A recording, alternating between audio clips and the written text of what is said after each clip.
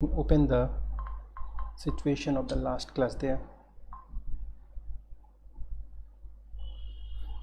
Just a minute.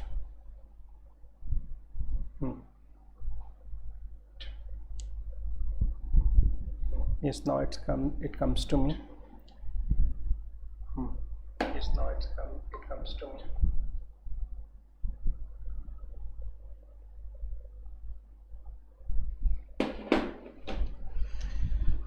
तो last class में section 5 को फाइंड आउट किया था और सेक्शन 5 का मेन जो फोकस था वो ये बताने का था कि ट्रांसफ़र ऑफ प्रॉपर्टी बेसिकली क्या होती है।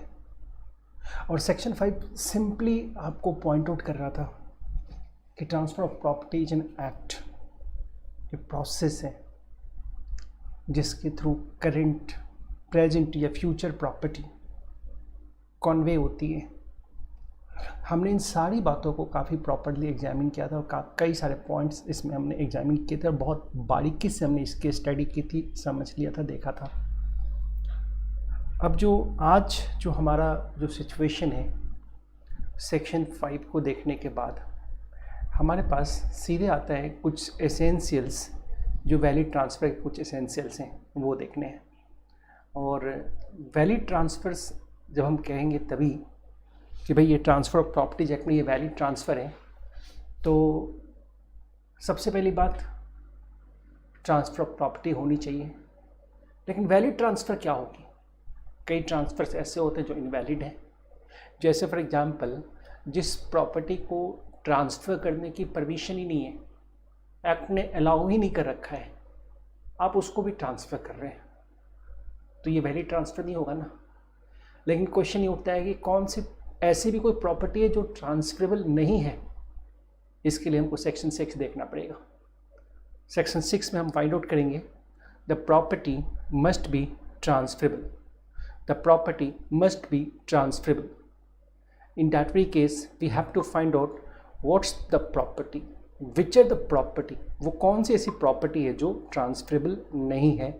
हम सेक्शन 6 में आज इसके बहुत ही बारीक से और बहुत ही आराम से प्रॉपरली हम इस बात को एनालाइज करेंगे। That was section 6। Transfer competent होना चाहिए कॉन्टैक्ट करने में, दैट वाज। ट्रांसफ़र कॉम्पिटेंट होना चाहिए ट्रांसफ़र एक्सेप्ट करने में, ये भी एक इम्पॉर्टेंट फैक्टर है। कंसिडरेशन और ऑब्जेक्ट लॉफुल होनी चाहिए, जो इंडियन कॉन्ट्रैक्ट एक्ट से निकल के आए हैं। और transfer must not be opposed to the nature of interest affected by it, and it must be made in the manner and the form required by this act.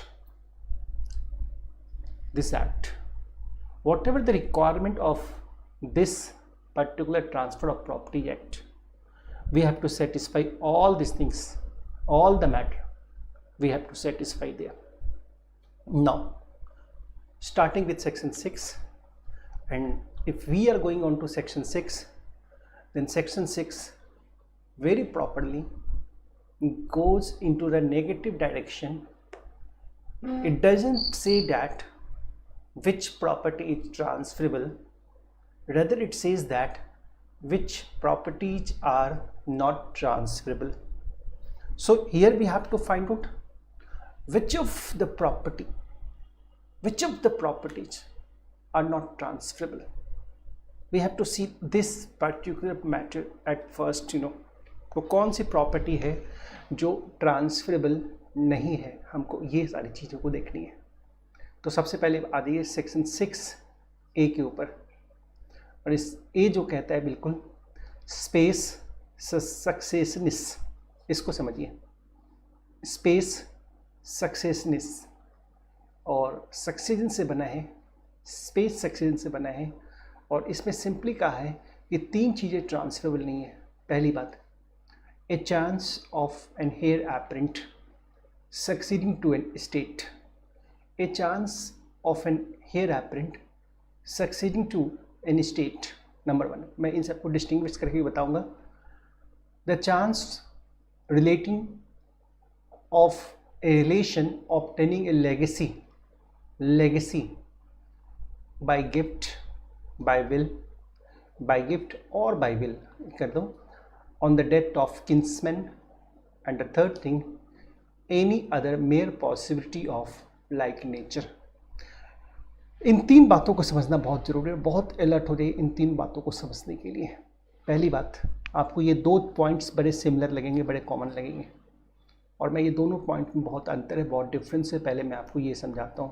पहला, chance of an heir apparent spes successionis, और दूसरी बात chance of a relating obtaining a legacy, that was chance of a that was relations obtaining the legacy. इन दोनों चीज़ों को पहले समझ लीजिए, बड़ी ध्यान से देखिए, फिर mayor possibility of A like nature पे आइए।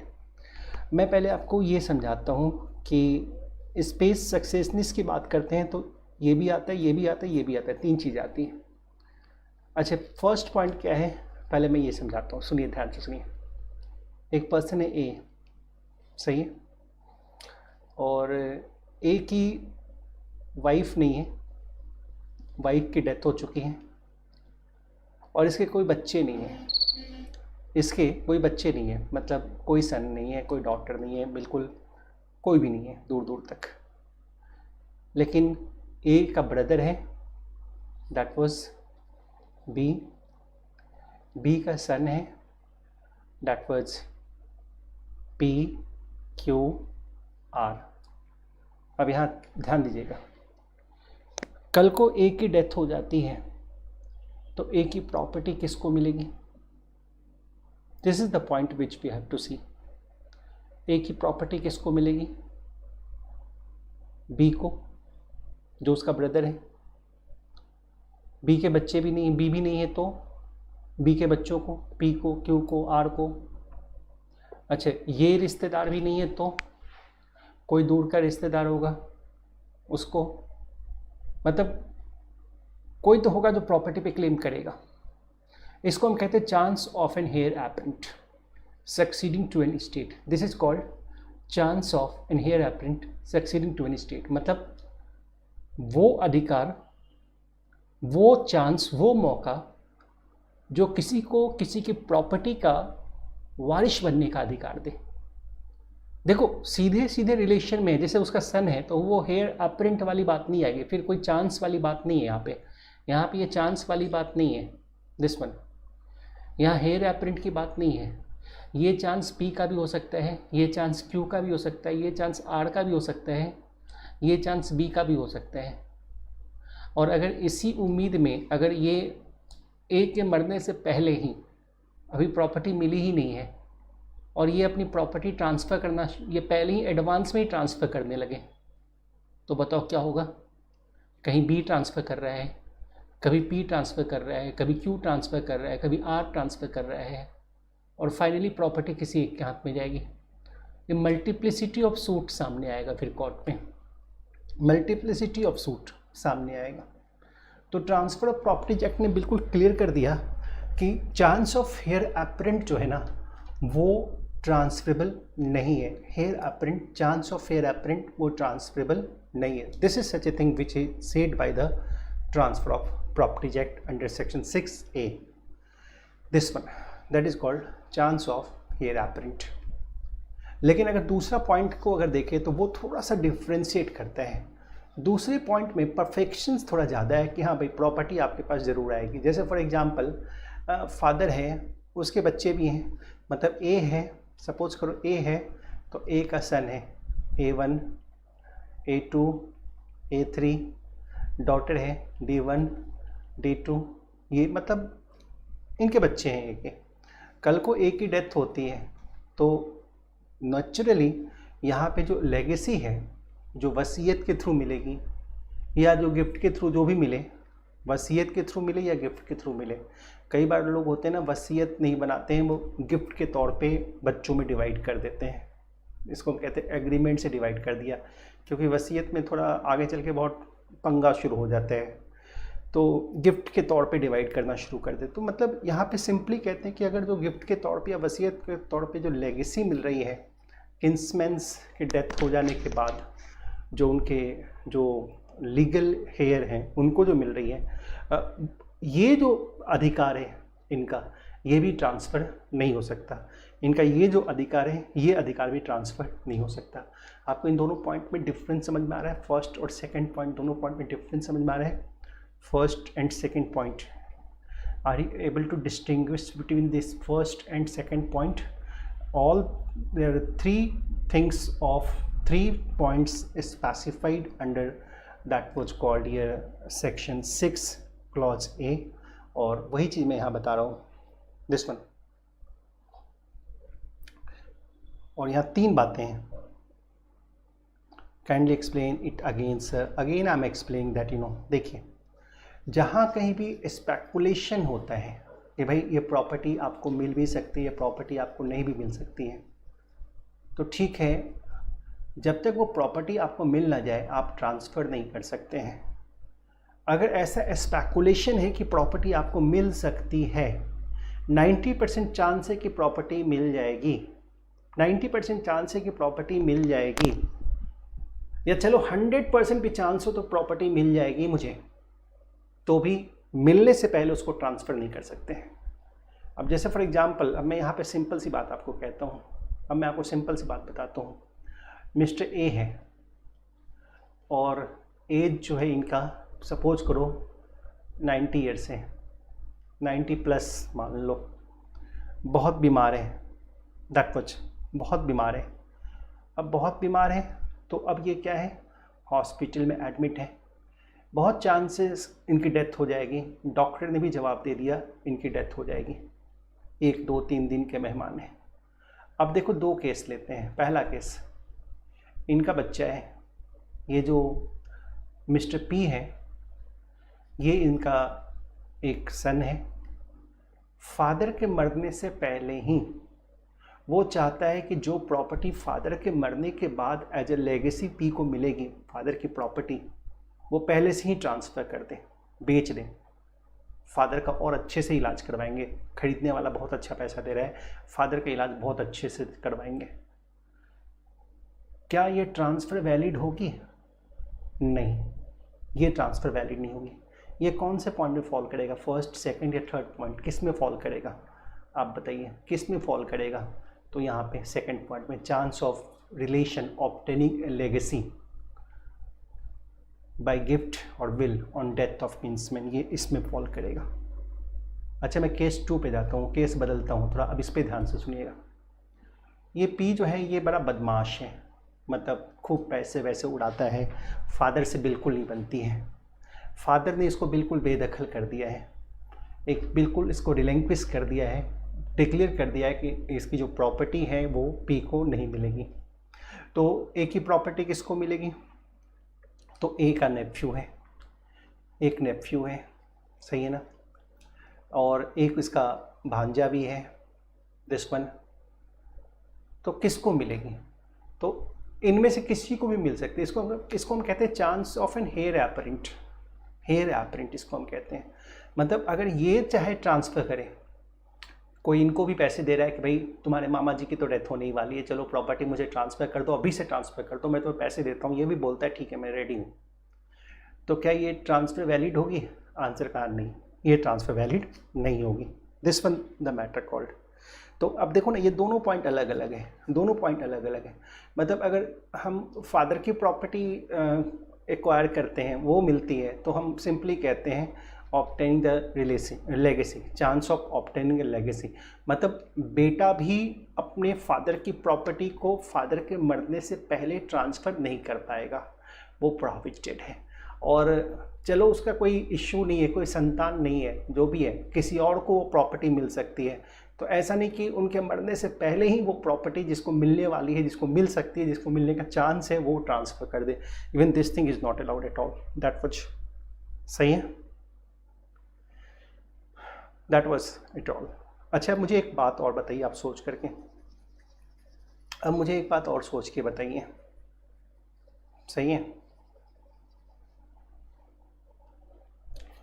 अब मैं एक क्वेश्चन पूछता हूँ, बिल्कुल नॉर्मल सा क्वेश्चन है, अब सुनिए ज़रा ध्यान से। ए गया एक फ्लैट खरीदने, डीएलएफ कंपनी में गया, डीएलएफ ये टाउनशिप बना रही है और डीएलएफ कंपनी से ये फ्लैट खरीदने गया। अब क्वेश्चन बड़ा ध्यान से समझिएगा, ठीक है। ऐसा केस स्टडी बिल्कुल एग्जामिनेशन में ऐसे ही उठ के आ जाता है। वो डीएलएफ से गया एक फ्लैट खरीदने की, और डीएलएफ की स्कीम है कि भाई लॉटरी निकालेंगे और जो भी बायर के नाम निकलेगा, जिस बायर का नाम निकलेगा उसको कंपनी जो है ना एक होंडा सिटी कार देगी, कंपनी उसको एक होंडा सिटी कार देगी, ठीक है ना। तो ए फ्लैट खरीदा, बी भी खरीदा, सी भी खरीदा, डी भी खरीदा, बाद में फाइनली कंपनी लॉटरी निकालेगी और जिसका नाम पांचों में से जिसका नाम आएगा उसको Honda city car company provide कर देगी। अच्छा, ए बोलता है भाई तो मैं तो बड़ा लकी पर्सन हूँ, आज तक तो हुआ ही नहीं कि मैं कहीं अनलकी रहा, ये कार निकलेगा तो मेरे नाम का ही निकलेगा। उसने पी को पकड़ लिया, बोला हे पी, क्या तुम मुझसे ये कार खरीदोगे? मेरे नाम का कार तो निकलने वाला है, 100% चांस है मेरे नाम पे ही कार निकलेगी, लॉटरी मेरे नाम पे ही निकलने वाली है। चलो 10 लाख की कार है, मैं तुम्हें 1 लाख में देता हूँ, अभी से एग्रीमेंट कर लो ये भाई ये जब मेरे नाम पे कार निकल जाएगी तो मैं तुम्हें बेचूंगा और तुम मुझे 1 लाख दे दो अभी। Now the question comes weather this transfer is valid. क्या लग रहा है आपको? अब आप मुझे बताइए, क्या ये ट्रांसफ़र वैलिड है? केस स्टडी आपको समझ में आया?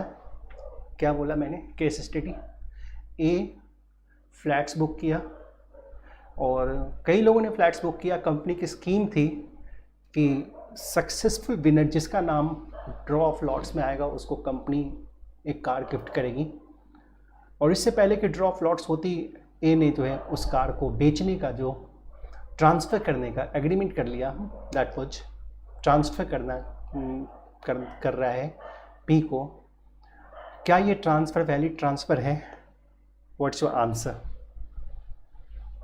सिर्फ एक आंसर आया, नो सर। आप मुझे रीजन बताइए, why no sir, why the answer no? Because whenever you are being asked the questions into the examination, your answer must be depending upon certain legislation, certain law, certain provisions.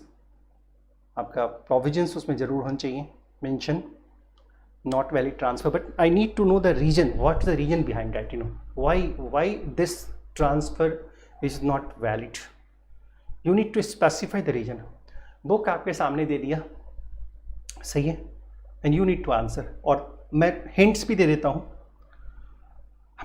देता हूँ, answer जो computer screen में जो आपको दिख रहा है उसी में से कहीं छिपा हुआ है। जो कंप्यूटर स्क्रीन में जो दिख रहा है आपको आंसर वहीं पे छिपा मिला है, वहीं पे है छिप। दैट वाज, बोलिए।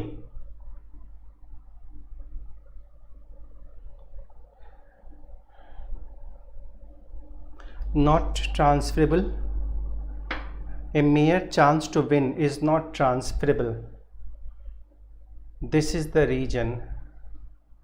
और depends on the chance, property is not yet his, property is not yet his.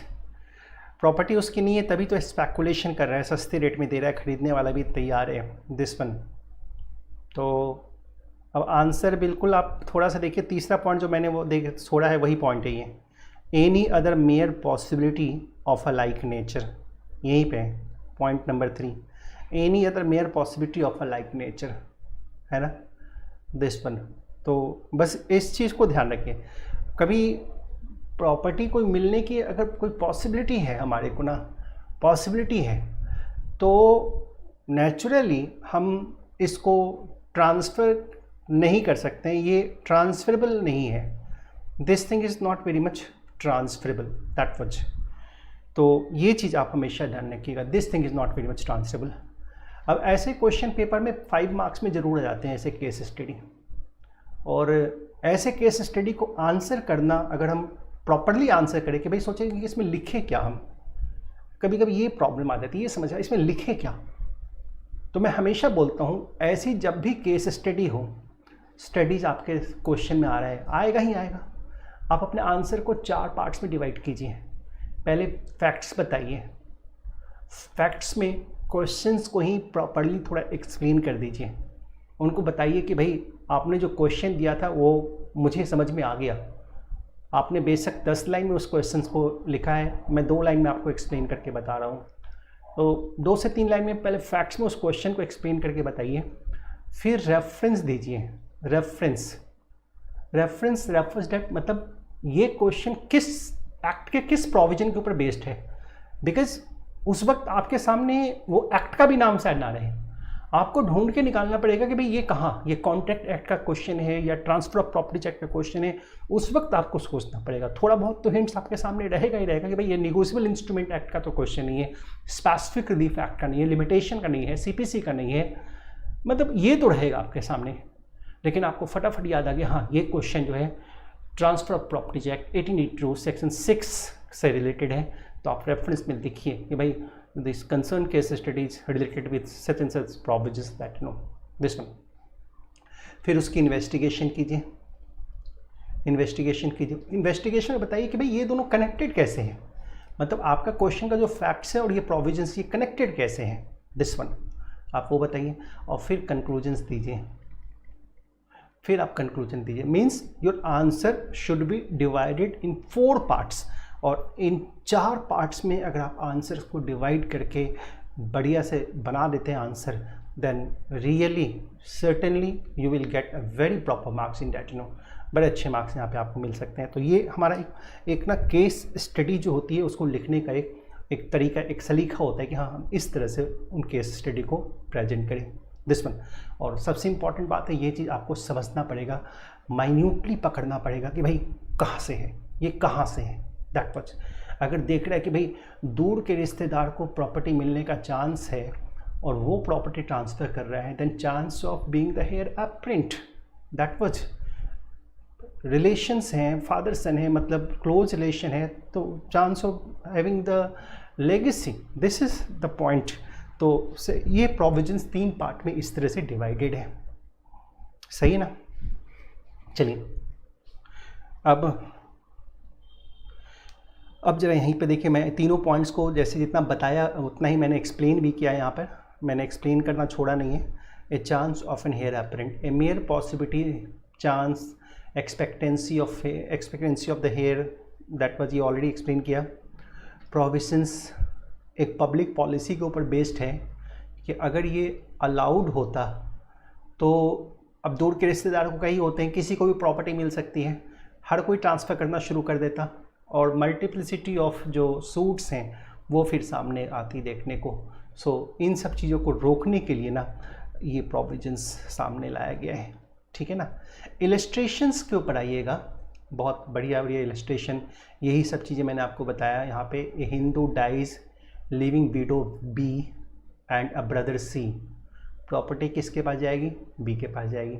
सी का क्या है, सक्सेशन, हेयर अपरेंट है, और C has only spes successionis as his succession to estate is depend upon 2 factors. Number 1, his surviving the widow B, very natural, B की death होने तक सी survive करे और बी उस प्रॉपर्टी को इंटैक्ट रखी हो, उसको सेल आउट ना की हो, तभी सी उस प्रॉपर्टी को ले पाएगा आखिरी में। तो हम इसको अगर सी पहले से ही ट्रांसफ़र करना चाहते हैं तो this is not allowed to C, this one. वैसे ही एग्जाम्पल यहाँ भी है, ए की डेथ हो गई है, 2 विडोज हैं उनके, and reversionary heir B, the widow set up will authorize them to adopt a son, B filed a suit, B उसका legal heir है, suit challenging the validity of the will, and in order to raise money for the litigation transfer his shares to C. Court set aside the will on the death of widows, B entered the possession of age estate, C sued B but C's suit was dismissed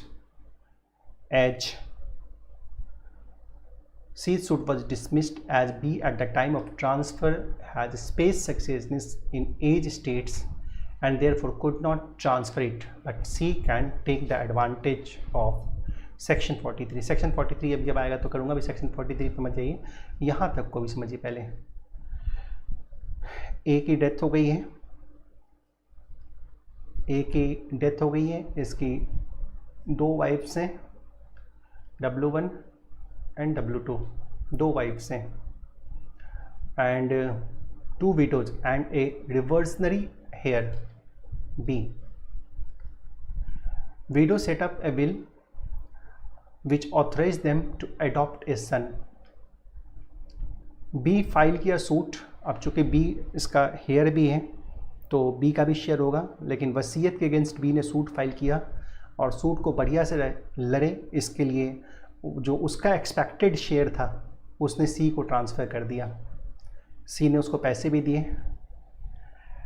later on C उस property पे claim कर रहा है। Court का कहना है नहीं, जब B ने प्रॉपर्टी को ट्रांसफ़र किया था उस वक्त वो सिर्फ स्पेस सक्सेसनिस था उस प्रॉपर्टी का ऑनर नहीं था, तो ये ट्रांसफ़र वैलिड नहीं है। कोर्ट ने B ने जो C को ट्रांसफ़र किया था प्रॉपर्टी, उसको नल एंड वॉइड डिक्लेयर किया। This one.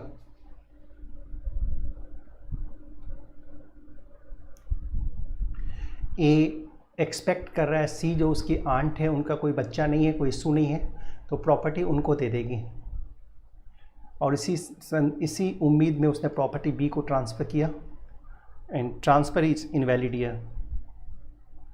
Reversionary interest, reversionary heir का मतलब ये होता है, अब जैसे हम अगर आपको रिवर्सनरी हेयर्स का मतलब जैसे मैं समझा देता हूँ, फिर सुनिए। रिवर्सनरीज का मतलब होता है प्रॉपर्टी रिटर्न बैक होकर के हमारे पास आ रहा है, दैट इज़ कॉल्ड रिवर्जेंस। एक टर्म आएगा बार बार, रिवर्जेंस एंड रिमाइंडर। मैं यहाँ समझा देता हूँ, पहले आप समझ लीजिए। Reversion and remainder, reversions and remainder, ये 2 चीज़ें बार बार आएगी। देखिए, A transfers his property to B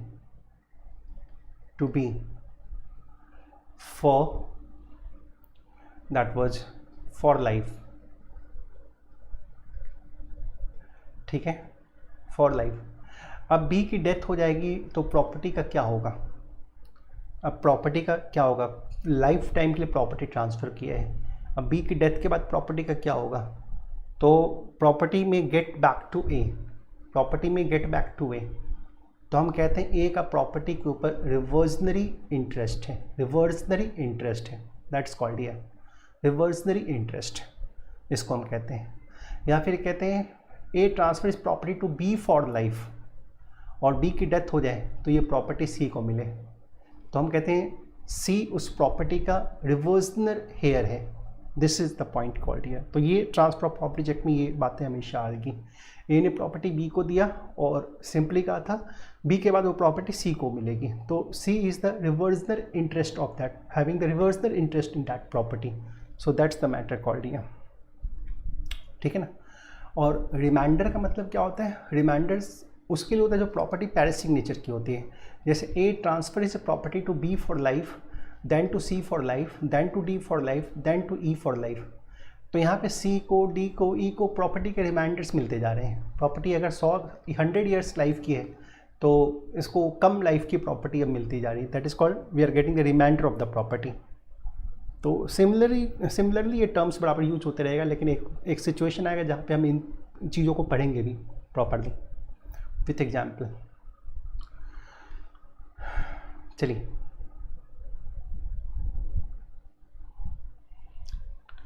और चेन्स ऑफ लेगेसी मैंने आपको समझा दिया। Legacy, chance of a relation receiving a legacy is a possibility even more remote, इसका चांस बहुत ज़्यादा होता है then chance of spes succession of an heir, because generally लोग प्रॉपर्टी किसको देते हैं? अपने बच्चों को देते हैं, तो वो लेगेसी हो जाती हैं।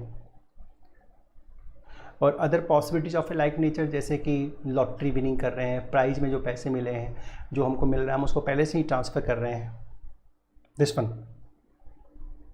फ्यूचर ऑफरिंग्स को ट्रांसफ़र कर सकते हैं कि नहीं, तो कैलकाटा हाई कोर्ट ने तो अलाउ किया था, लेकिन इलाहाबाद हाई कोर्ट ने इसको मना कर दिया, ये भी फ्यूचर ऑफरिंग्स ट्रांसफ़र नहीं किए जा सकते हैं।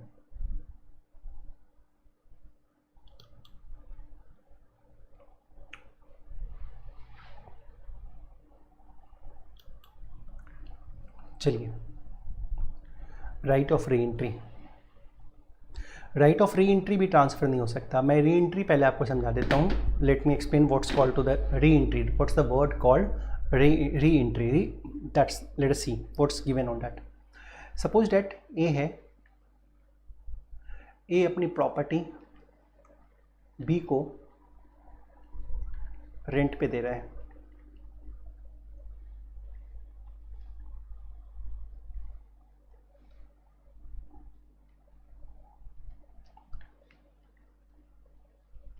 A अपनी प्रॉपर्टी B को रेंट पे दे रहा है. ठीक है.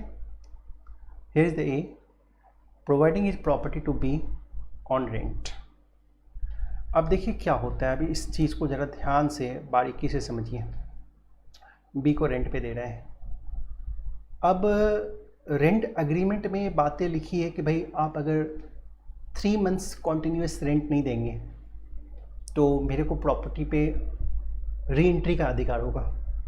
मीन्स हम आपसे वो प्रॉपर्टी वापस ले लेंगे, हम उस प्रॉपर्टी को रीगेन कर लेंगे. कोई भी कंडीशन स्पेसिफाइड हो गया, दैट मच. तो इसको कहते हैं कि ये जो लैंडलॉर्ड का राइट जो ये है, इसको हम कहते हैं that is right of re-entry. That is called right of re-entry. So it's a very simple thing. There is a contract between the landlord and tenant that whenever tenant fails to satisfy any tenancy conditions, then landlord has got the right to re-enter onto this land, onto his property, and he will get back the property from the tenant.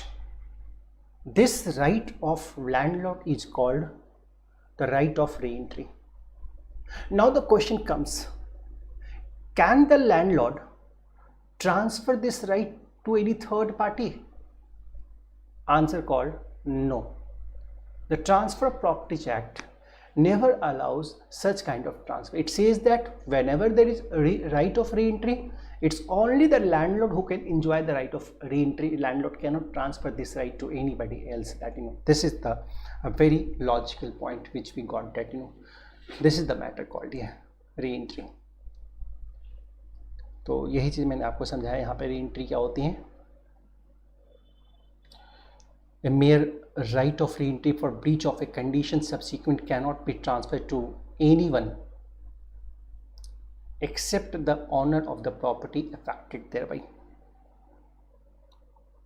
This one.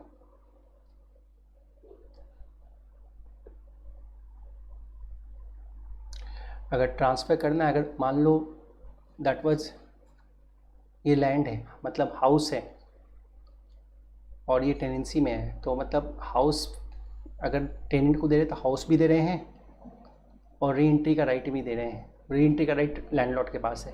अगर landlord house plus re entry दोनों transfer करे किसी को तो ये allowed होगा, ये allowed है. सिर्फ री एंट्री ट्रांसफ़र करता है तो ये अलाउड नहीं है. This is not allowed. If house and re entry both of the things are being transferred, in that case this is allowed, no problem. But if only the right of re-entry is being transferred, this thing is not very much allowed. That's the matter called here.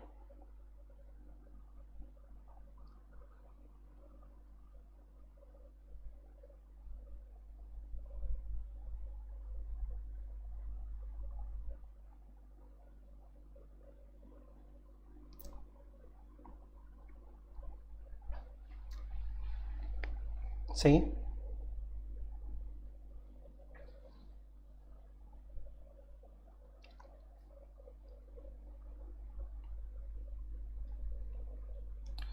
A grants a lease of plot to B for 5 years to B with the condition that B shall not dig a tank on the land.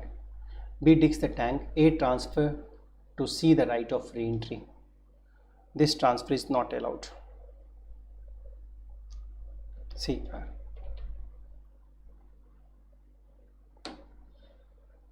this transfer means right of re-entry is not very much transfer. Explain it again. You please mention prohibition part. I just specify the prohibition part there. A mere right of re-entry. Actually prohibition part वही है जो मैंने आपको example दिया था अभी, और simple सी बात है. इसमें सिंपली कहा ए ने बी को एक लैंड दिया और कहा कि भाई sorry, A mere right of re-entry breach of a condition subsequent can not be transfer. Breach of condition subsequent का मतलब क्या हुआ, जब लैंडलॉर्ड टेनेंट को घर देता है तो जो भी कंडीशंस लगाता है कि आपको ये कंडीशन सब फॉलो करने हैं, उन सबको कहते हैं condition subsequent.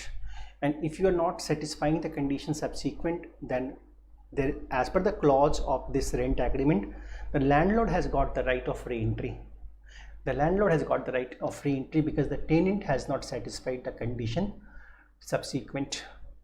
But if landlord wants to transfer this right of re-entry to any third party, then Transfer of Properties Act never allows such kind of transfer. This is laid down here, right? This clause lays down that the right of re-entry cannot be transferred by its apart from land. Apart from land, it means with land it can be transferred. If landlord wants to transfer the right of re-entry along with the land also, in that very case it's okay, no problem, that ये चलेगा। लेकिन simple land उसी का है, right of entry किसी और को दे रहा है, तो वो नहीं चलेगा। अब देखो ना, अगर अलाउड हो तो क्या सीन होगा, यहाँ पे देखिए क्या सीन होता है। अगर अलाउड होता है तो क्या होता है, अब यहाँ पे देखिए बड़ा सिंपल सी बात है। अगर ये प्रोहिबिशंस ना हो तो बड़ा सिंपल मैटर है कि ए है, बी को ये हाउस लेट कर टू लेट कर सब लेट कर मतलब सॉरी लेट आउट करता है, रेंट पे देता है on the condition that if B fails to pay the rent of continuous 3 months, then the house shall be taken over by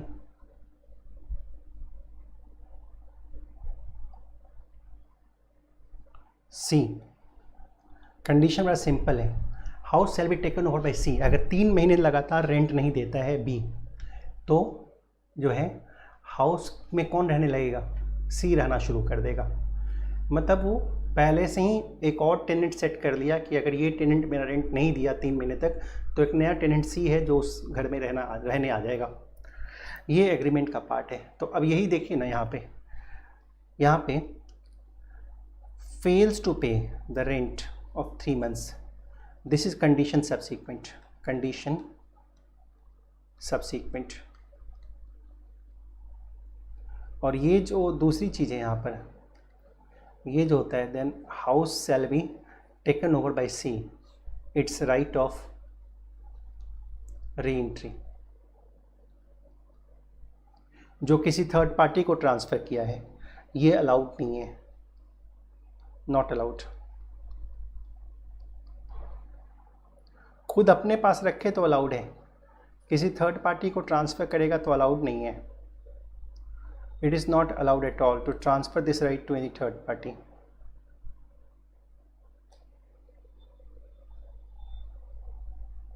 सही है।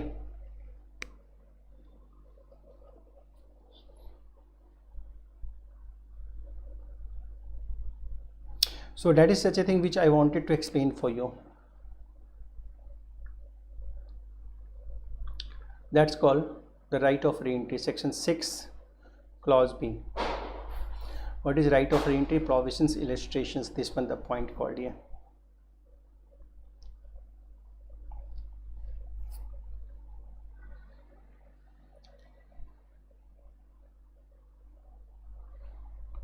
Now easement,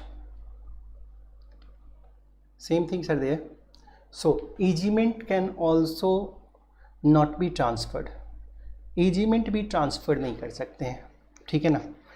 अच्छा, अब सवाल ये उठता है कि ईजीमेंट किसको कहते हैं, किस चीज़ को हम ईजीमेंट कहते हैं। तो ईजीमेंट हम कहते हैं जो प्रॉपर्टी को इंजॉय करने में जो हमको हेल्प करता है, वो हम कहते हैं वो ईजीमेंट है। जैसे फॉर एग्जांपल ये हाउस है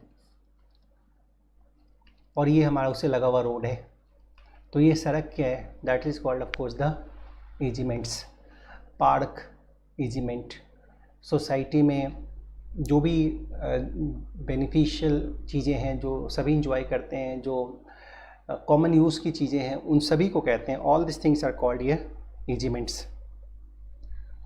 example B, can you explain B?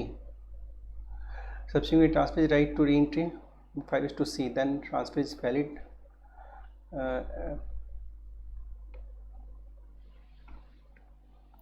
यहाँ पे देखिए ना, इसमें लैंड के साथ ट्रांसफ़र किया गया था, इस वजह से वैलिड हो गया था. आप बी को फिर से एक्सप्लेन कर दो, कह रहे थे लैंड के साथ. विकास देखिए यहाँ पे लैंड के साथ right of re entry transfer की गई थी, that's why it declared valid. I have already told you that when the right of re entry is transferred with the land, in that case it would be valid. If it is being transferred without land, separately the right of re-entry is being transferred, in that very case this transfer is not allowed at all. That's the matter.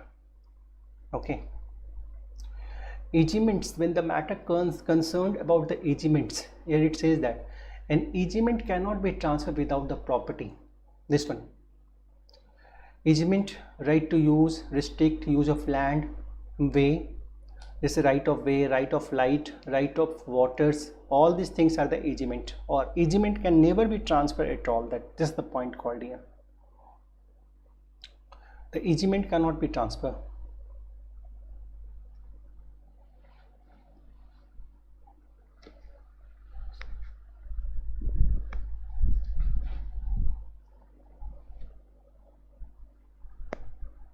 अब जैसे for example suppose करो कि ये घर है और नीचे parking है, तो ये हाउस के साथ ही ये पार्किंग है.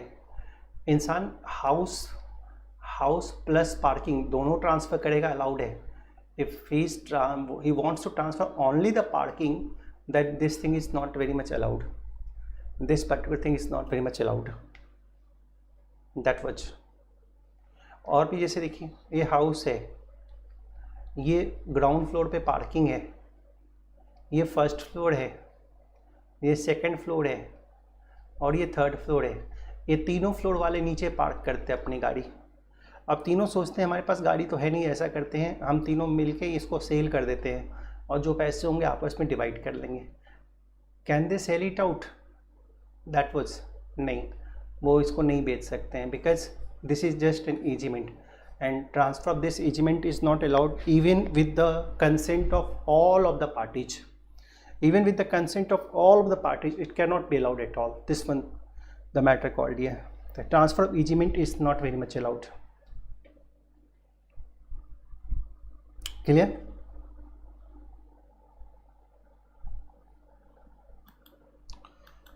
Just a minute.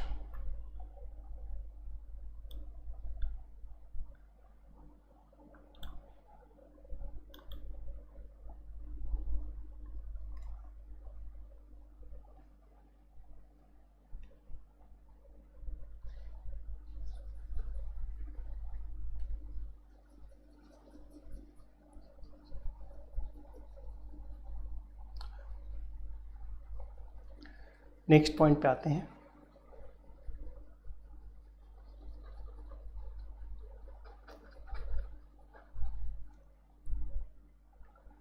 Okay, coming to the next point. So we are studying these are such a property which cannot be transferred at all. But it means they are such a property which cannot be transferred at all. तो ये properties transfer नहीं हो सकती है. ज़रा इन बातों का आपको प्रॉपर ध्यान रखना है. ये सारी प्रॉपर्टीज़ जो है वो ट्रांसफ़र नहीं हो सकती. You have to remember this particular thing, this particular fact there. अच्छा, अब यहाँ देखिए ज़रा पॉइंट्स को.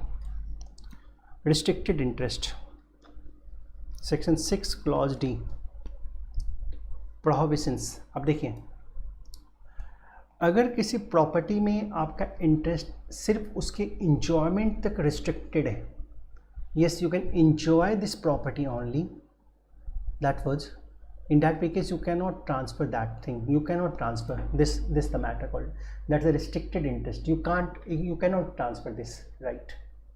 अब जैसे मैं आपको सिंपल बताता हूँ, एक नॉर्मल सी बात बताता हूँ. ए है, बी को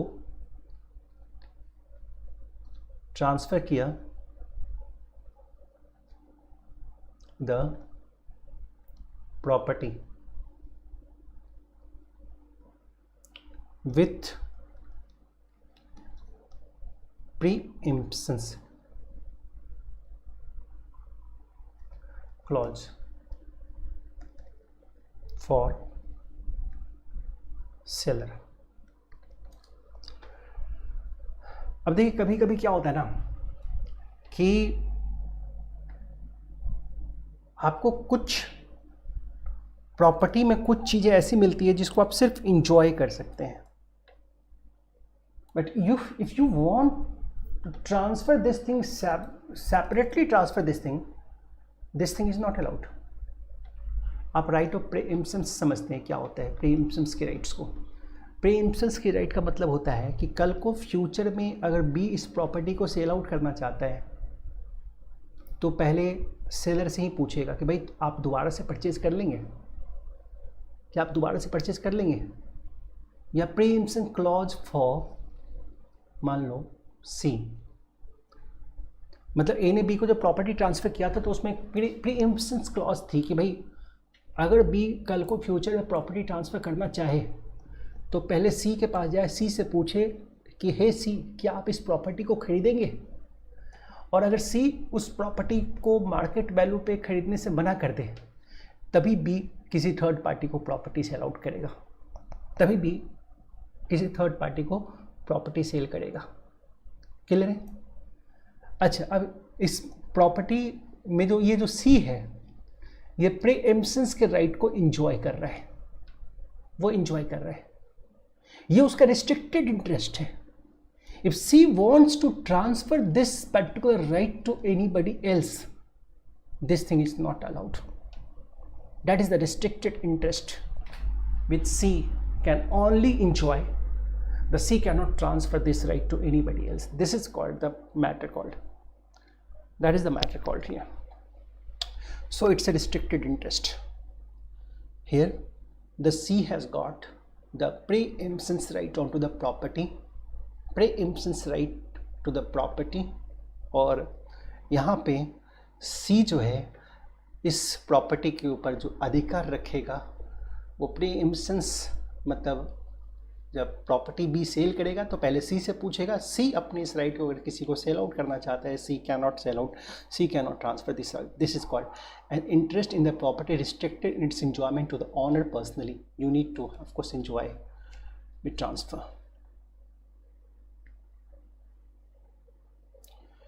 सही है?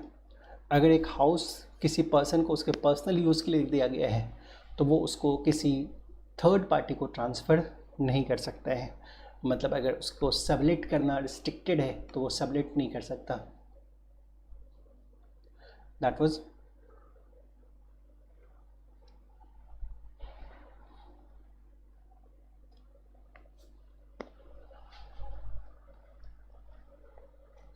thus the right of preemptions cannot be transferred because strangers should not be allowed to be introduced as cautioners. ये भी प्रीएम्पशंस के बारे में बताया।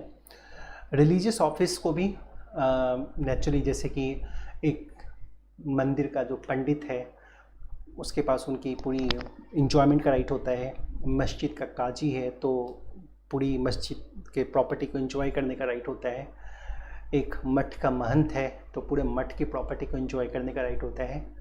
But ultimately they can't transfer this property to anybody because this right of enjoyment is restricted only. This one.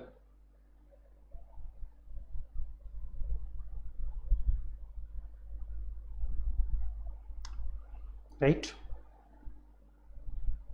This one. हम right from the beginning काफ़ी कुछ पढ़ रहे हैं। हम स्पेस सक्सेस पढ़े, री एंट्री पढ़े, इजीमेंट्स पढ़े हैं, रिस्ट्रिक्टेड इंटरेस्ट पढ़ा हमने, और मेंटेनेंस के ऊपर आ जाइए।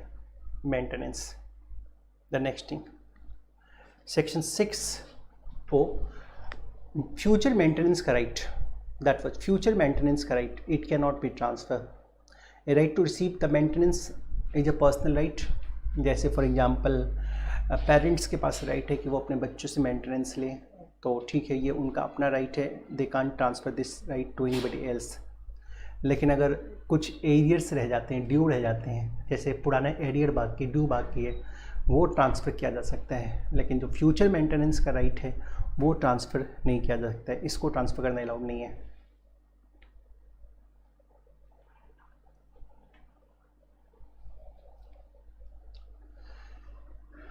दिस वन,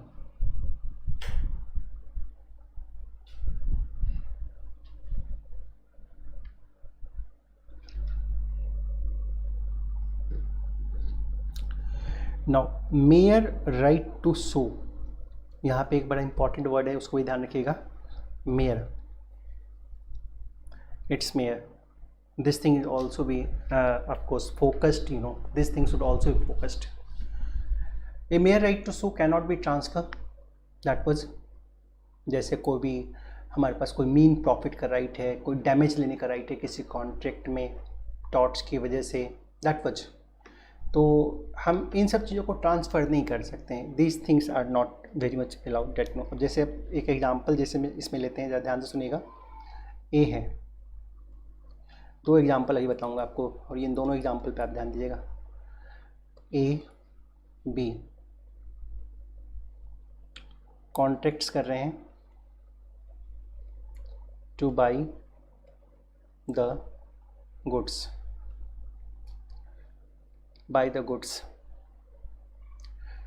और ए जो है फेल कर गया टू डिलीवर द गुड्स, तो डैमेज कौन लेगा? डैमेज किसको मिलेगा? बी को। ब्रीच ऑफ कॉन्ट्रैक्ट किसने किया? ए ने किया। Then who will claim the damage? The B will claim the damage. तो बी क्या कर रहा है? ट्रांसफ़र कर रहा है his right to claim damage, right to claim damage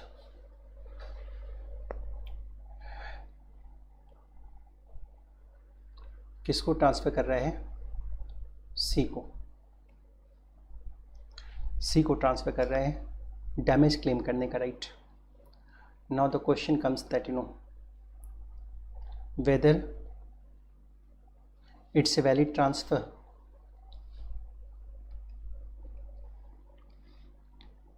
whether it's a valid transfer.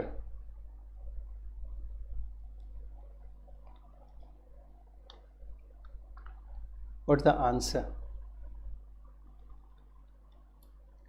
Whether it's a valid transfer, what would be the answer? Damage claim करने का अधिकार।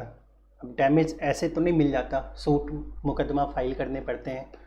ऐसे तो कोई नहीं कहता कभी ना कि भाई गलती हो गई, मैंने कॉन्ट्रैक्ट ब्रीच कर दिया, आपका कितना नुकसान हुआ हम आपको नुकसान दे देते हैं, ऐसा डेयर होता है ना।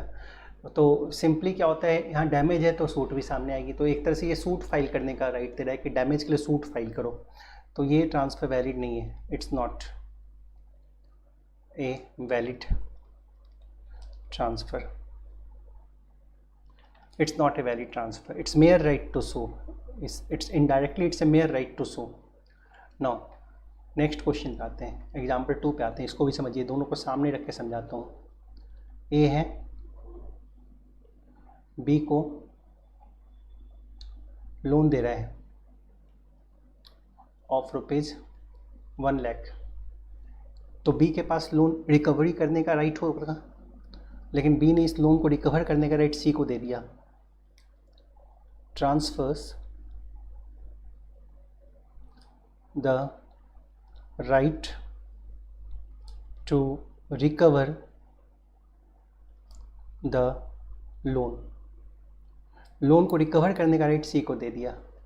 तो अब बताइए क्या ये ट्रांसफ़र वैलिड है? अब आपको आंसर देना है, सेकंड क्वेश्चन का आंसर आपको देना है। Can we say that this second transfer is valid? You need to answer this second question. Example 2, you have to answer.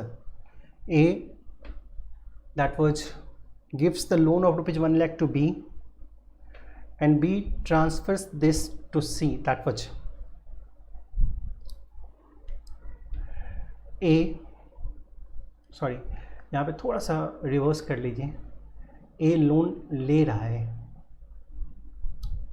B ने लोन दिया, थोड़ा सा मैं एरो घुमा दिया, तो बी के पास लोन के अमाउंट को रिकवर करने का अधिकार है और बी ने इस अधिकार को ट्रांसफ़र कर दिया सी को। बी ने ये अधिकार, ये राइट सी को ट्रांसफ़र कर दिया। Whether this transfer is valid, it's a valid transfer. आपका जवाब नहीं आया अभी तक, आंसर दीजिए। Can we say that it's a valid transfer or it's not a valid transfer? What's the answer in this respect? Can we say that it's a valid transfer?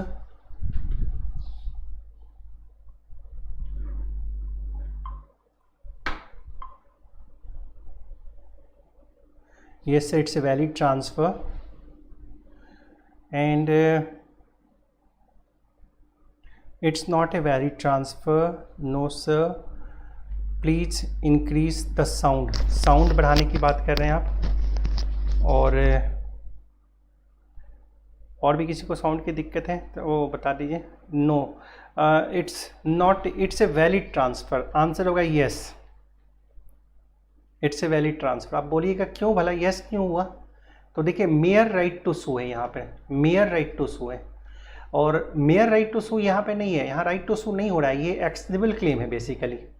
ये जो transfer की जा रही है ना, बेसिकली ये हम बताते हैं ये एक्शनेबल क्लेम है, एक्शनेबल क्लेम है। Section 3 of the transfer of properties act, you might be remember in the last class what we discuss section 3 of the transfer of properties act, what it called the actionable claim. Since it is the actionable claim, it's not the mere right to sue. ये transfer तो बहुत होती है, मैंने तो आपको कितने example बताया। आप बैंक से लोन लेते हैं, बैंक आपका लोन अमाउंट सिक्योराइजेशन कंपनी को ट्रांसफ़र कर देते हैं, सिक्योराइजेशन कंपनी उस लोन के अमाउंट को रिकवर करती है। यहाँ पे कोई सूट वूट नहीं फाइल करने का मैटर होता है, सही है। That's mere right to transfer, ये वैलिड ट्रांसफ़र है, it's really valid transfer. But here the case different. यहाँ कहा भाई उसने मेरा कॉन्ट्रैक्ट ब्रीच कर दिया है, डैमेज हो रहा है हमारा, चलो डैमेज तुम रिकवर कर लो, डैमेज तुम रिकवर कर लो। यहाँ पे बात कुछ और हो जा रही है। पहले एग्जाम्पल में ब्रीच ऑफ कॉन्ट्रैक्ट की डैमेज रिकवर की बात थी, तो दोनों चीज़ों को अलग अलग करके समझिए properly. Both of the things are different, that's why put both of the things together.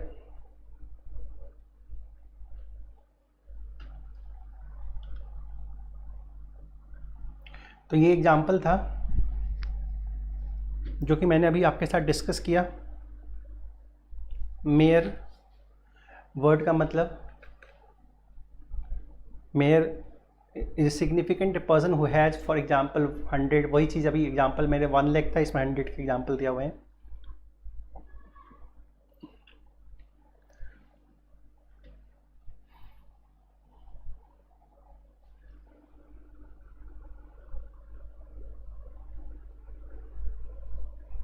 Public office.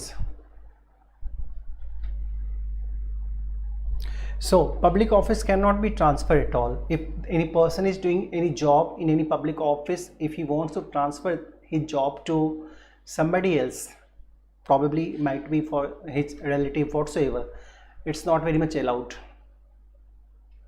That was, चूँकि ये पर्सनल क्वालिटीज़ के ऊपर पब्लिक ऑफिस हेल्ड किए जाते हैं और ये पब्लिक पॉलिसी के भी खिलाफ है, तो पब्लिक पॉलिसी ट्रांसफ़र्स नहीं, पब्लिक ऑफिस ट्रांसफ़र नहीं हो सकती, इवन सैलरी भी ट्रांसफ़र नहीं हो सकती। सैलरी भी मीन्स काम ए करे और सैलरी बी को मिले, इवन ए ही अपनी मर्जी से कर रहा है ये काम, but it's not allowed at all. And because salary office के डिग्निटी को मेंटेन करने के लिए दी जाती है, प्रॉपर परफॉर्मेंस ऑफ ड्यूटीज़ के लिए दी जाती हैं, and therefore the such salary can not be transfer.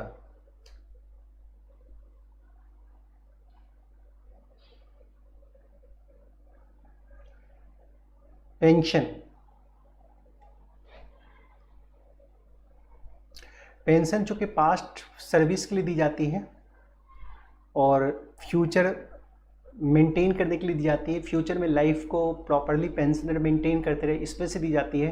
That's why even this pension can not be transfer. You can't transfer the salary, you can't transfer the pension. This thing can not be transferred. तो एक बात और सुनिए, एक question examination में कई बार आता है कि please name the property which can not be transferred. Name at least 5 properties which cannot be transferred. So you need to write on these things, you know. This one. Nature of interest case study बन के आ सकता है या फिर कुछ भी direct question.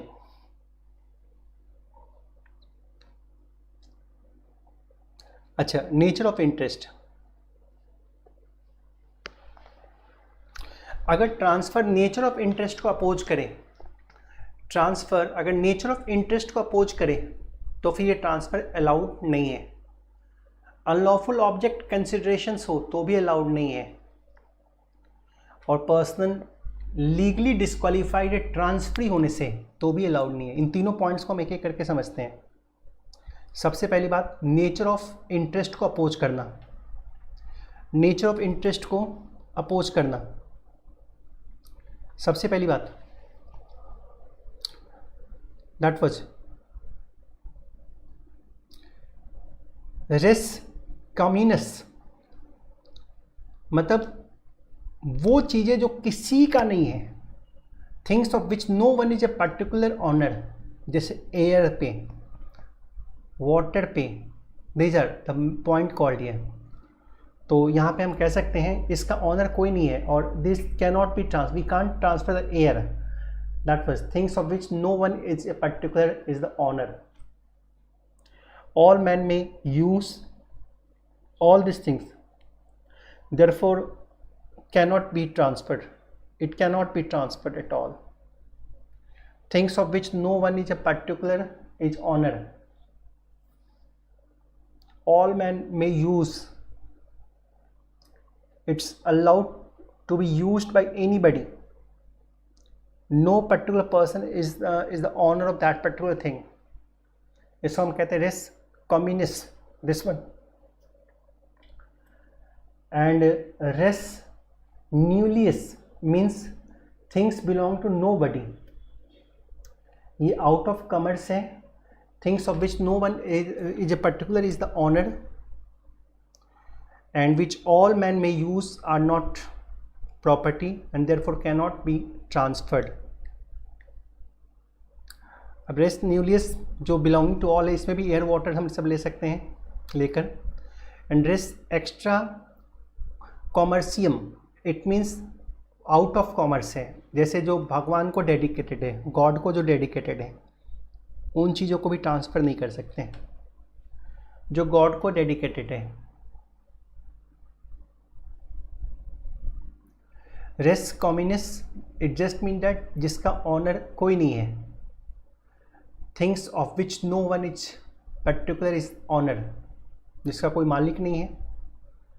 Race न्यूलियस जो किसी को बिलोंग नहीं करता. And res extra commercium, it just mean that out of commerce, मतलब जिसका सेल परचेज अलाउड नहीं है.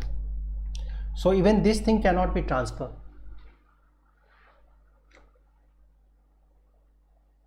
So even these things can not be transfer.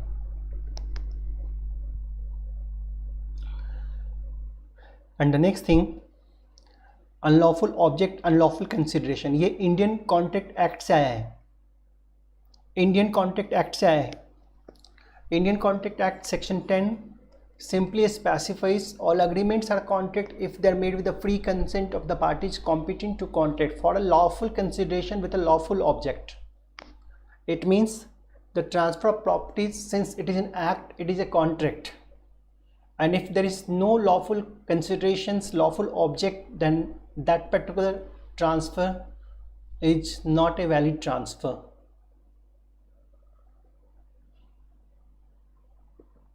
Even property transferable भी है तो क्या हुआ, अगर ऑब्जेक्ट या कंसिडरेशन अनलॉफुल है,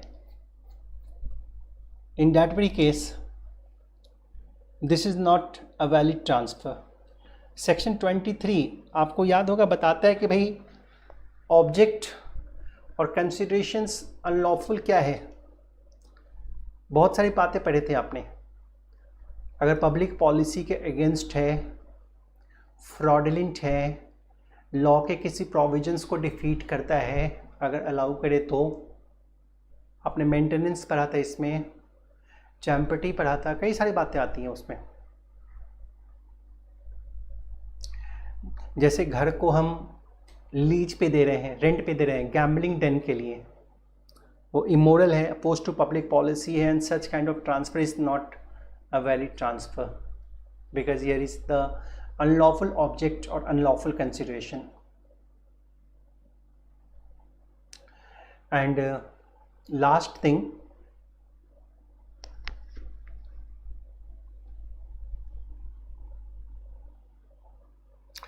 to person legally disqualified to be the transferee. I have already specified that still there are certain person who are legally disqualified from being the transferee, that you can't. जैसे एक बार अच्छा reference दिया section 136 का, इसमें जो legal practitioner हैं, जो court के जज हैं, दैट वाज कोर्ट के ऑफिसर्स हैं, तो इनको एक्शनेबल क्लेम लेने से ये डिस्क्वालीफाइड हैं। एक्शनेबल क्लेम ये परचेज नहीं कर सकते हैं। Legal practitioner, officers of the court and जजेस under the transfer of properties act section 136 they are disqualified from purchasing the actionable claim. They are just disqualified. अब इसका उद्देश्य क्या है, ये जब 136 आएगा उस वक्त डिस्कस करेंगे, काफ़ी लंबा है ये। तो जो भी पर्सन डिस्क्वालीफाइड है ट्रांसफर होने से, उनको ट्रांसफ़र नहीं कर सकते हैं। इट मीन्स ट्रांसफर के लिए कंडीशन है कि transfer must be capable of holding the property, property hold करने में कैपेबल हो। They must be capable of holding the property.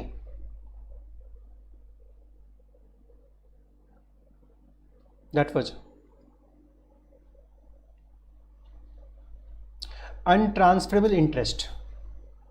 अगर अनट्रांसफरेबल इंटरेस्ट है तो भी ट्रांसफ़र नहीं कर सकते हैं वो, बिकॉज जैसे फॉर एग्जांपल एक टेनेंट हाउस को ट्रांसफ़र नहीं कर सकता है जिस हाउस की टेनेंसी उसके पास है, बिकॉज उसके पास लिमिटेड इंटरेस्ट है।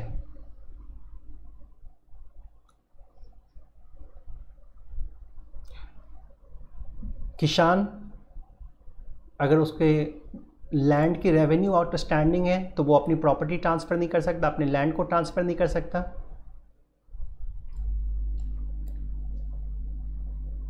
These two things.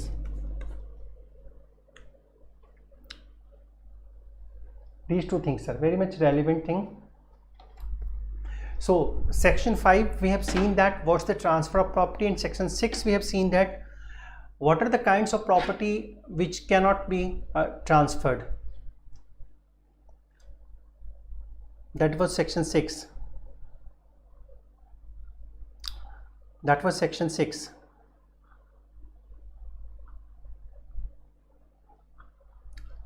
तो हमने सेक्शन 6 को फाइंड आउट किया।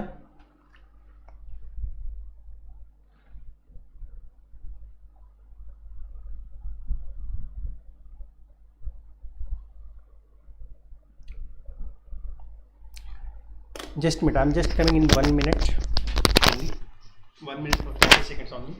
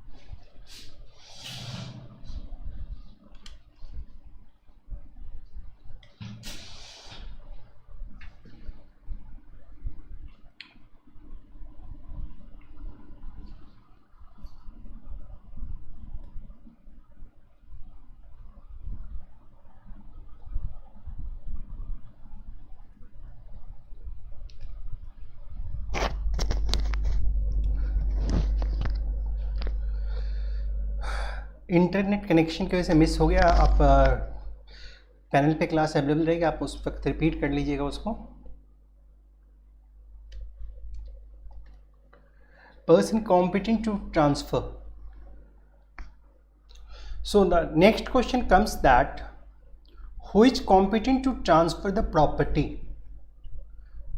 So the answer is very much simple.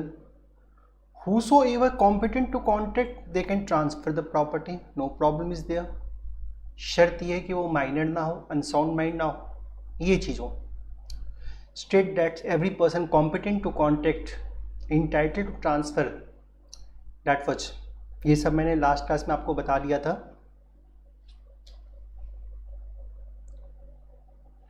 If he is competent to contract, he can transfer the property. And और जो लीगली डिस्क्वालीफाइड हैं वो ट्रांसफ़र ना करें, ये बात भी आ गई थी।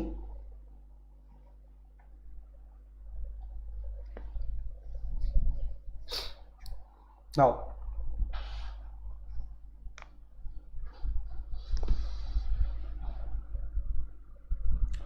एंड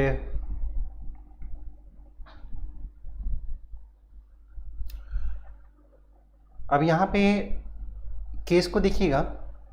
पिटीशन जो पार्टीशन हुई थी जॉइंट प्रॉपर्टी की, और respondent has sold his property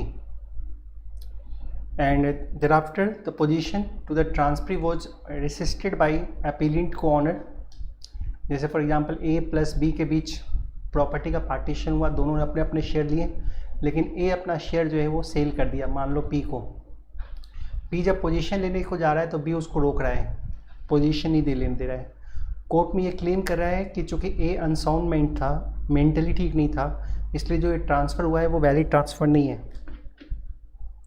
लेकिन ये बात प्रूव नहीं हो पाई और सुप्रीम कोर्ट ने कहा once the partition is to considered property had fallen in the shares of the respondent, the plea of his being lunatic was rejected.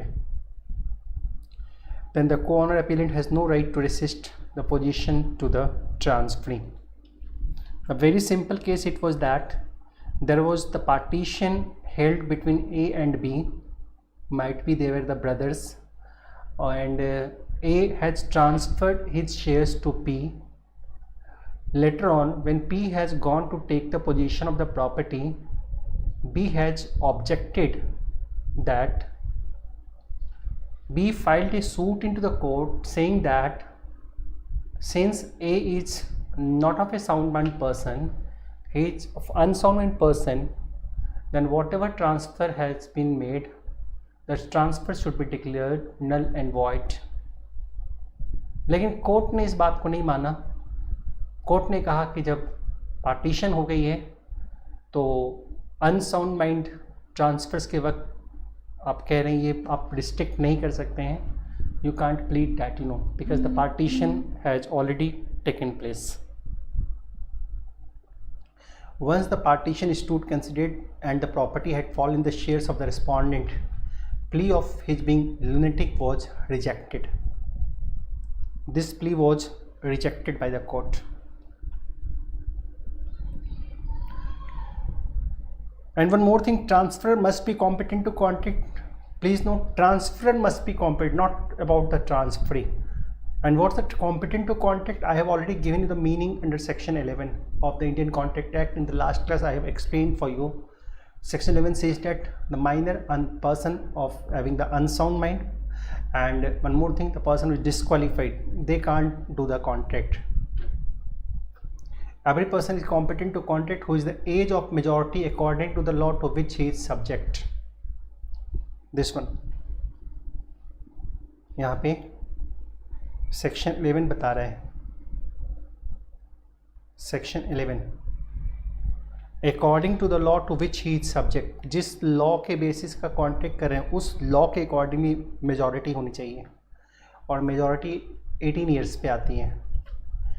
Indian majority act section 3 says that 18th birthday इंसान जैसे मनाता है majority आ गई, माना जाता है कि वो मेजर हो गया। Right on to the 18th birthday, 18th start होना, it means that minority ceased, majority comes, और वहाँ से वो सारे कॉन्टेक्ट्स करने में कैपेबल हो जाते हैं. So every person is competent to contact who is the age of majority according to the law to which he is subject. To which he is subject means every time we can't see here 18 years, sometimes it may go for 21 years as well. That was जैसे कि marriage के लिए valid as अगर boy के लिए है तो 21 year है, तो यहाँ पे हम 21 ईयर्स के बिलो तक माइनॉरिटी कंसीडर करेंगे. That's why written that according to the law to which he is subject. तो मेजॉरिटी का एज कैसे देखेंगे? According to the law to which he is subject and who is of sound mind and is not disqualified from contracting. यहाँ majority age बताया 18 years.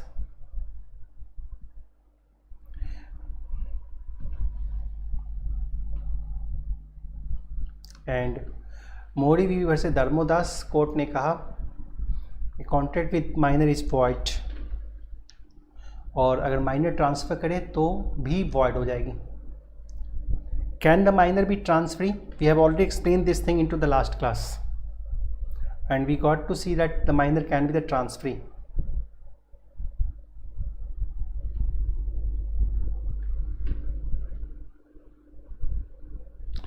And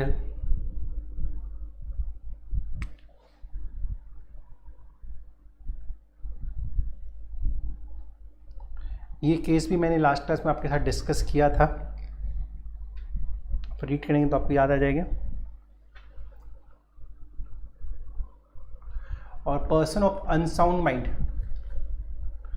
person of unsound mind, I have already given you the meaning of the person of unsound mind in the last class. The person who is not able to take the rational decision, and the status is quite similar with the minor. If anybody is doing the contact with the unsound mind person, then contact is just avoid contact, you know. Similarly, if unsound mind person is transferring the property, then that transfer is not a valid transfer. That transfer is not a valid transfer. सही है? अच्छा, एक ऐसा person भी होता है, ध्यान से सुनिएगा, जो sometimes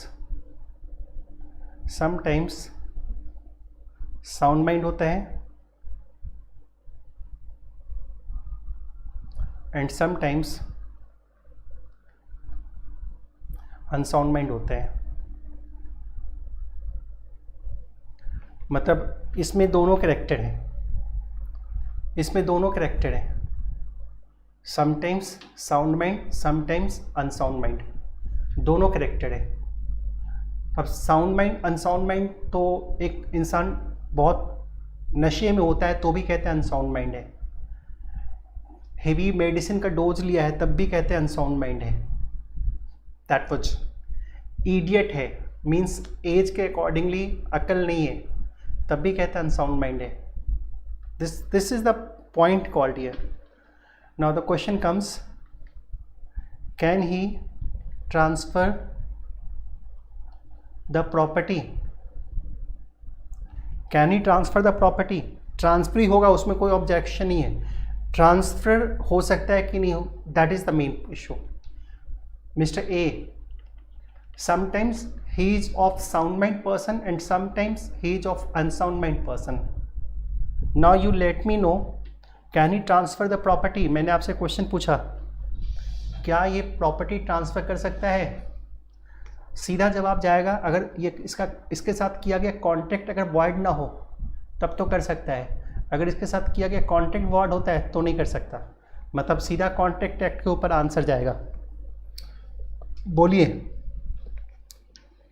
this is the, he is the double quality of person, sometimes he is of sound mind, sometimes he is of unsound mind. Now let me know, can he transfer the property? Can he be the transferer of the property? What's the answer? Sometimes he is the sound mind person, sometimes he is of unsound mind person. This is a very crucial question from you. You think over it and let me know. Void during the period of sound mind,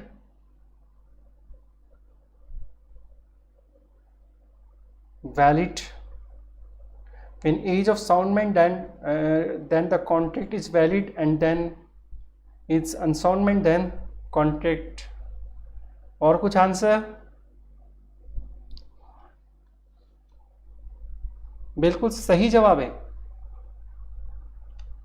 valid when he is in sound mind, he is of sound mind, बिल्कुल सही जवाब दे रहे हैं, when he is of sound mind, transfer is valid, transfer is valid, and when he is of unsound mind, then transfer is void. अब sound mind unsound mind को Indian contract act ने बहुत properly explain किया with various case studies. हम कहते हैं बहुत ज़्यादा उम्र हो गई, सोचने समझने की शक्ति नहीं है, तो भी कहते हैं अनसाउंड माइंड है। बहुत शराब पी लेते हैं, हम भी कहते हैं तभी अनसाउंड माइंड है। होश आ जाता है अब तो हम कहते हैं चलो अब साउंड माइंड है। तो anything it may be. So when the person is transferring the property in the state of unsound mindness, in that very case the transfer is not valid, otherwise valid. Sound mind की situation में अगर transfer करता है तो। अब साबित कैसे करेंगे कोर्ट में कि पर्सन साउंड माइंड है या अनसाउंड माइंड है? प्रॉपर्टी ट्रांसफर करने के वक्त ये साउंड माइंड था या अनसाउंड माइंड था? तो ये अच्छे वकील का काम है, हमारा काम सिर्फ लॉ सीखना है।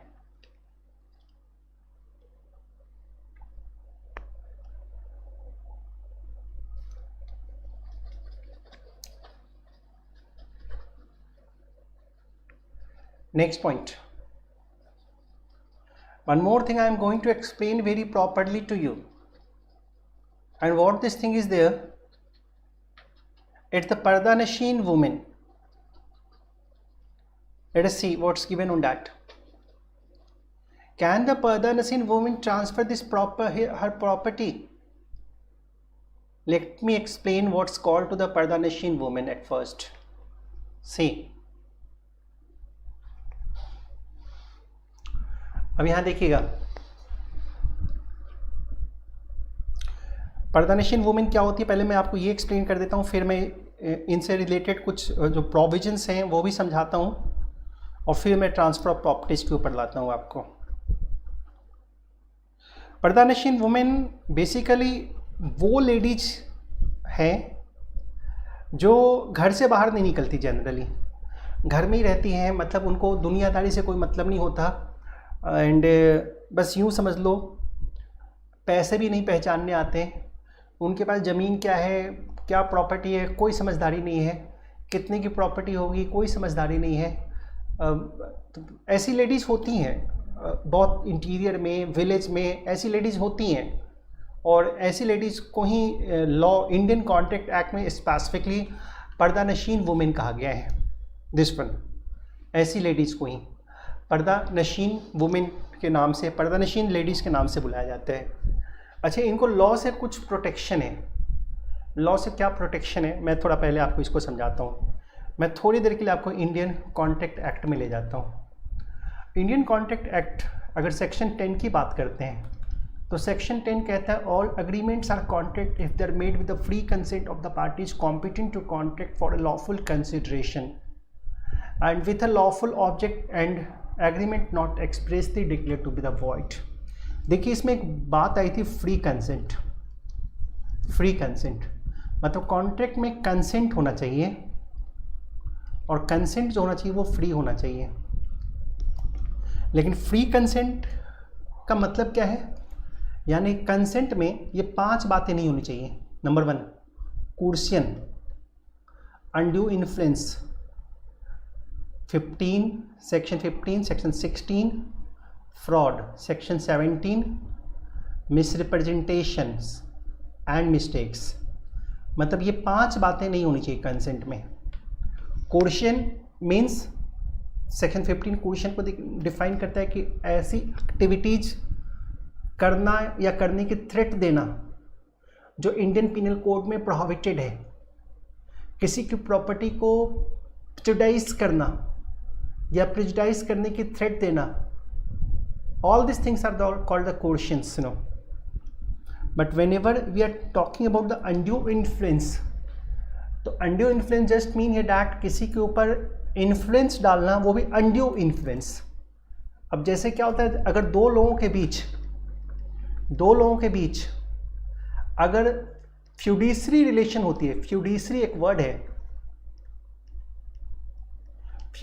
वर्ड है, इसका मतलब होता है रिलेशन। इसका मतलब होता है ऐसा रिश्ता जिसमें एक पार्टी दूसरे पार्टी के विलिंगनेस को डोमिनेट कर सकती है। मतलब एक पर्सन जो चाहेगा वही दूसरा पर्सन करेगा। अगर ऐसा कोई रिश्ता है तो हम कहते हैं कि भाई ये दोनों फ्यूडिशरी रिलेशंस में इन्वॉल्व्ड है। जैसे ये रिलेशन फादर सन के बीच हो सकता है फादर फ्यूडिशरी पोजीशन पे हो या सन फ्यूडिशरी पोजीशन पे हो, हस्बैंड वाइफ के बीच हो सकता है, एक फ्रेंड्स का दूसरे फ्रेंड के बीच हो सकता है, ब्रदर्स के बीच हो सकता है। दैट मीन्स अच्छा जरूरी नहीं कि ब्लड रिलेशन हो, टीचर स्टूडेंट के बीच हो सकता है, दैट वाज डॉक्टर उसके पेशेंट के बीच हो सकता है, ये भी पॉसिबल है। लैंडलॉर्ड टेनेंट के बीच हो सकता है, it can be anybody whatsoever, that was anybody it can be.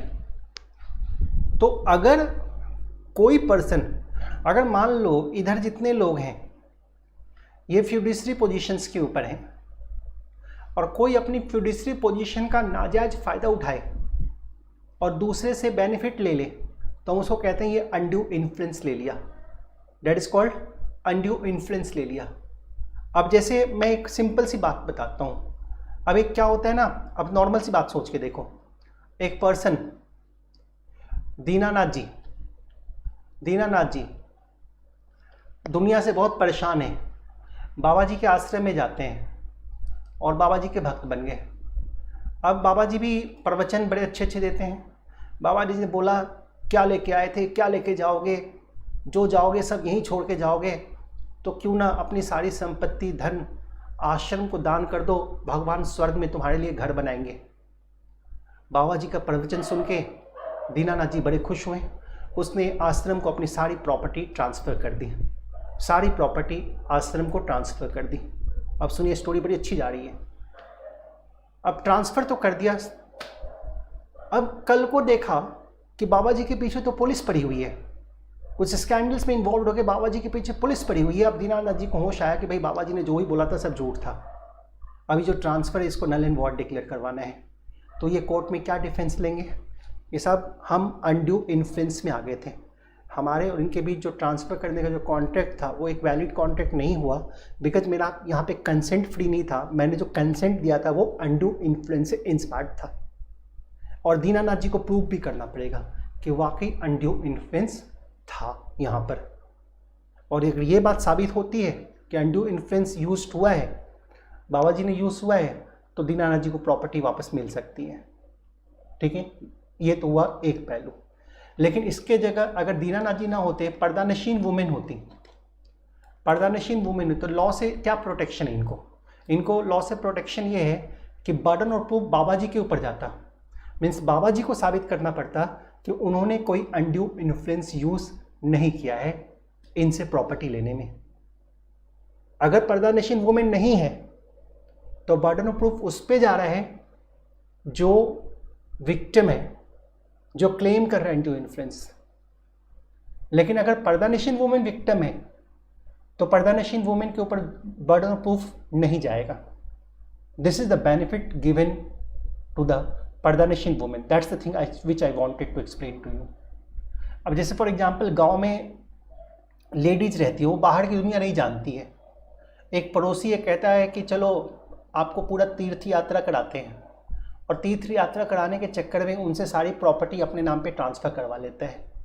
कल को उनको होश आता है और कोर्ट में वो इस केस को लेके जाती है, तो since she is a pardanashin women, तो कोर्ट जो बर्डन ऑफ प्रूफ है वो उस पर्सन के ऊपर डाल देगी जिसको प्रॉपर्टी ट्रांसफ़र किया गया है कि भाई आपने कोई अनड्यू इन्फ्लुएंस यूज़ नहीं किया था. It can happen only in the case of pardanashin women. It can not be happened in any other case. This one, that's the point called here. That is the benefit given to the Pardanishin woman.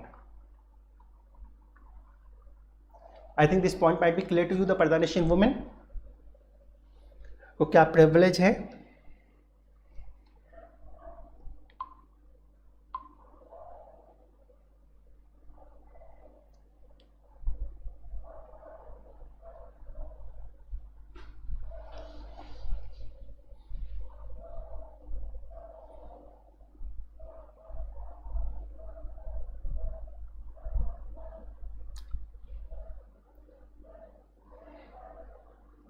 इससे clear है? किसी को doubt हो तो बताइए जरा. That's the matter concern with the pardanashin women. हालांकि Indian contract act में फिर से हम एक बार इस मैटर को उठाएंगे और जब अनड्यू इन्फ्लुएंस बात आएगी तो हम एक बार फिर से इस बात को जरूर करेंगे. Person authorised to dispose of, कुछ पर्सन ऑथराइज्ड होते हैं प्रॉपर्टी को डिस्पोज ऑफ करने के लिए, तो वो भी ट्रांसफर करें तो वैलिड है. जैसे manager of joint Hindu family, guardians, ward acts के accordingly, and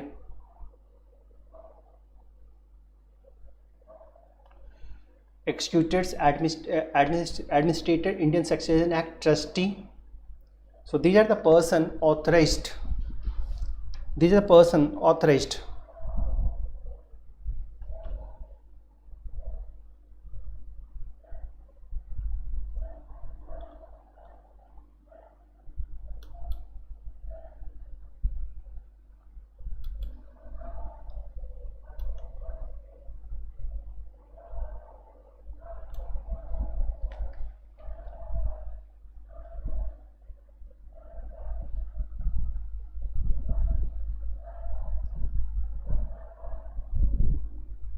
Now,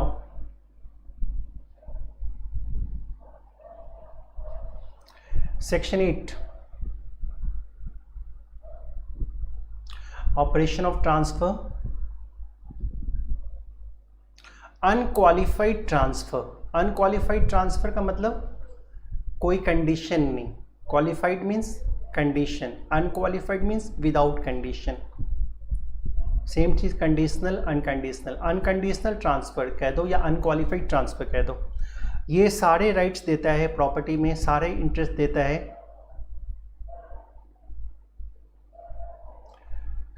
that was legal incidents भी ट्रांसफ़र करता है, मतलब लीगल एक्शन लेने का राइट.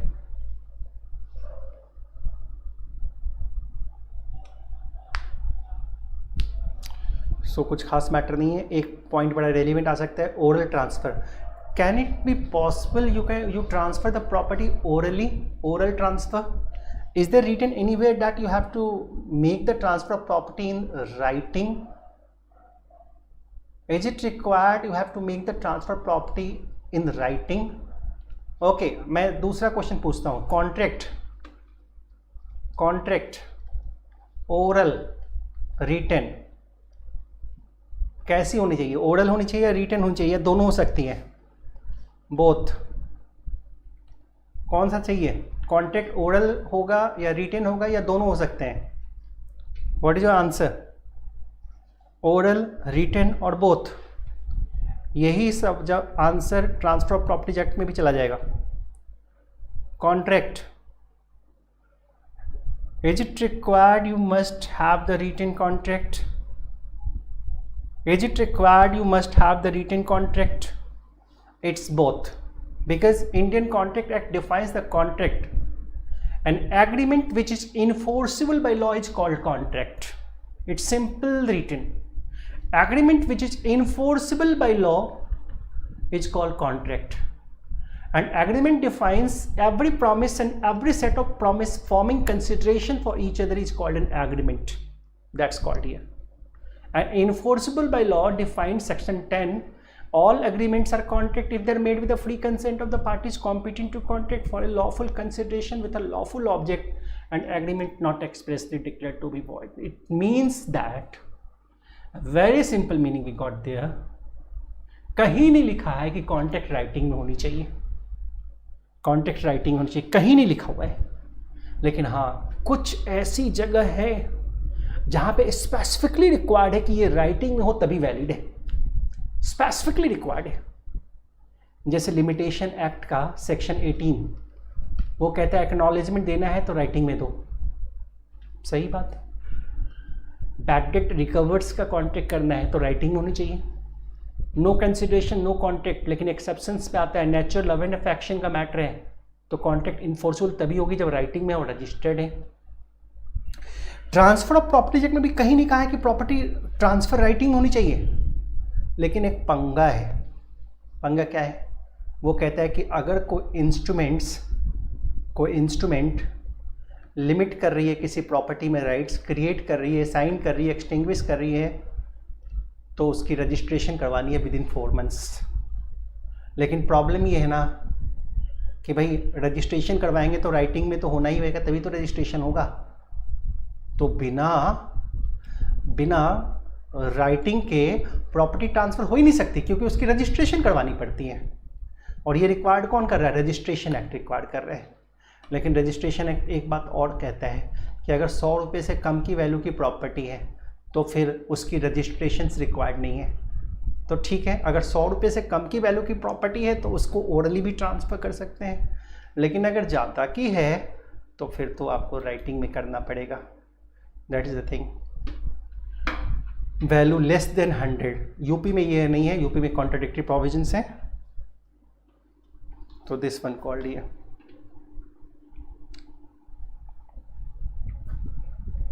सही है, दैट मच। अब सेक्शन 9 हुआ, ये बहुत बेसिक था। अब सोचो एक्ट शुरू हो जाएगा सेक्शन 10 से, सारी कहानियाँ शुरू हो जाएगी। 10, 11, 12, 13, 14, ये सब बड़ा इंपॉर्टेंट प्रोविजंस है ट्रांसफर ऑफ प्रॉपर्टी एक्ट का। तो हम करेंगे tomorrow same time, we should be proceeding once again. आज यहीं रखते हैं, ठीक है? Thank you.